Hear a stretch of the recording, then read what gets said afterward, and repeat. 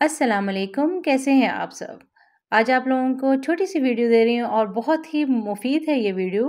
इसमें बनाऊँगी मैं गाजर का जूस और उसमें शामिल करूँगी कुछ इस तरह के ख़ास इंग्रेडिएंट्स जिससे रहेगी आपकी जल्द बहुत फ्रेश और चमकदार।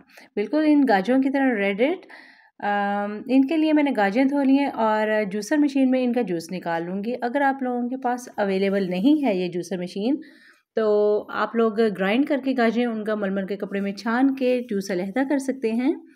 जूस सर्व कर रही हूँ मैं एक ग्लास में। ये अल्लाह ताला की तरफ से बहुत बड़ी नेमत है जो आँखों के साथ-साथ जल्द के लिए भी बहुत मुफीद है। इसमें मैं ऐड कर रही हूँ 1/4 टीस्पून काला नमक, हाफ लेमन लिए हैं उसके बीज निकाल के अच्छी तरह से उसको निचोड़ लेना है जूस में। गाजर के जूस और लेमन ने मिलकर आपकी स्किन को देना है एक फ्रेशनेस। आप लोग हफ्ते में 2 बार इसको पीजिए और महीने बाद अपना रिजल्ट देखिएगा। रिजल्ट के बाद मुझे फीडबैक देना बिल्कुल भी मत भूलिएगा। दुआओं में याद रखिएगा। नेक्स्ट वीडियो में इंशाल्लाह मिलेंगे। Stay connected, bye.